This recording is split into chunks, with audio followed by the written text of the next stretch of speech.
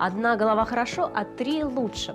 Модное сообщество под названием Embassy of Fashion состоит из 3 дизайнеров – Альдо Ярсо, Кэтлин Бахман и Рина Пыльдрос. Их платья носят самые известные девушки в Эстонии. Сегодня мы узнаем, в чем секрет этого модного коллектива, а также какие праздничные наряды являются самыми актуальными.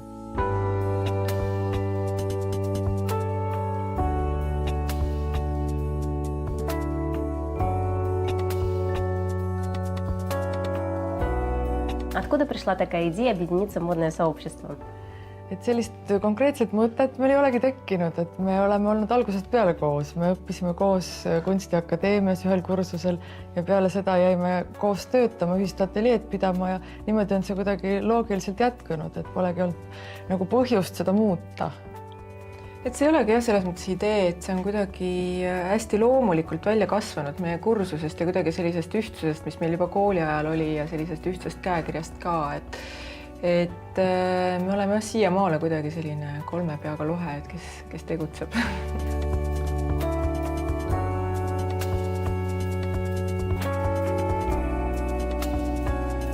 Часто вдохновляетесь работами друг друга? Ma arvan, et see on vist pigem nii, et me saame üksteiselt nõu küsida, mis on jälle väga tore. Et kui tekib kahtlusi, kuna meid on ka 3, siis alati on ka see, et häälte enamust on väga lihtne kokku lugeda. Et see teeb ka paljud asjad lihtsamaks.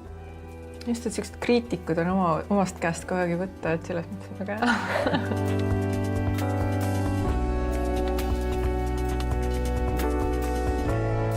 Ваша визитная карточка – это роскошные вечерние наряды.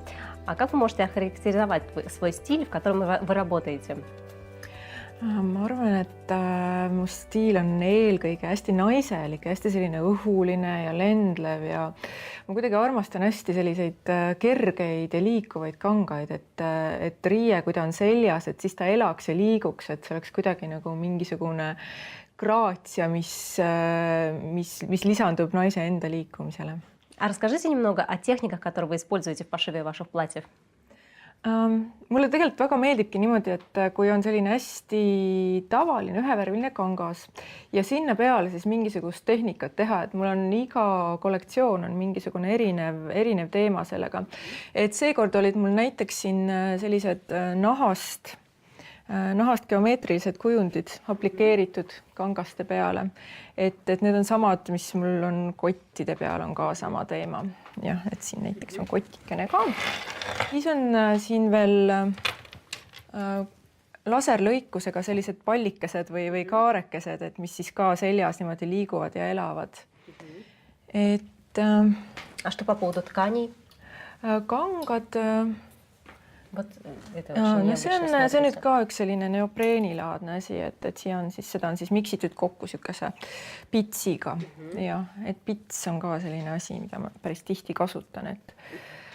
Ja just nagu erinevaid selliseid materjale kokku miksida, et sportlikku ja pidulikku pitsi näiteks.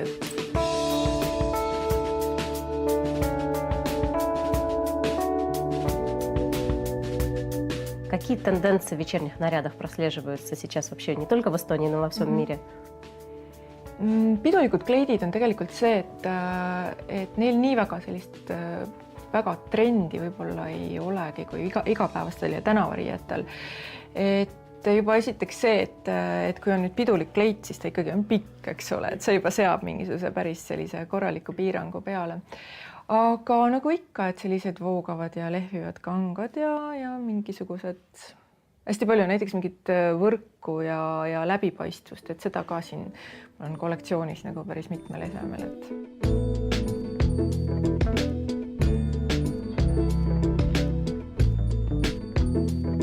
Кэтлин, вы делаете роскошные вечерние наряды. А как вы можете охарактеризовать ваш стиль? Ma kujutan ette, et minu stiiliks on vist võib-olla see, et mulle tundub, et mul peab asjades olema nagu iseloomu. Et see ongi võib-olla üks asi, mis nagu, mille järgi ma nagu ise tunneks enda asjad ära, et nad on võib-olla kohati isegi liialt dramaatilised, aga minu jaoks on nagu igal esemel, mida ma loon, peab olema karakter.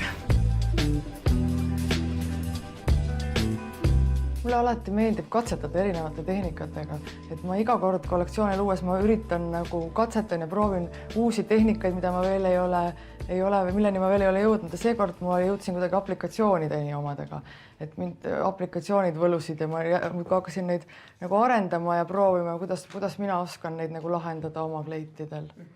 А что это такое за принт или изображение чего это? No need on putukad, ilmselt kärbsed vist. Ma proovisin erinevaid, ma alustasin tegelikult lindudest, aga kuna lindudega on ka see asi, et võisõnaga ma tahtsin mingit selget konkreetset kujundit ja siis ühel hetkel ma avastasin, et kärbes on see, mis on nagu minu jaoks kõige nagu funnim.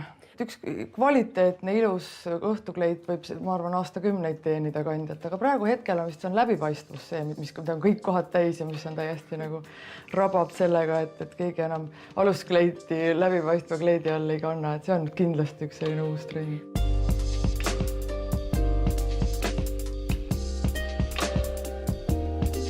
Разные женщины с разным цветотипом, разным тип фигуры. Как правильно подобрать платье? Tuleb lihtsalt proovida hästi palju selga kleite, et meil ka siin tihtipeale tulevad naised, neil nagu jääb kõigepealt stange pealt üks ese selga, panevad, no ma ei tea, ja siis nad hakkavad järjest proovima ja võib-olla nagu, ma ei tea, hoopis, ma ei tea, 10. kleit, mida alguses ei oleks isegi stange pealt ise niimoodi vaadanud, et see jääb näppu ja see on just see õige, et tegelikult ongi, et tasub nagu hästi palju neid asju selga proovida ja vaadata, et milline endale just tundub, et see on nüüd see.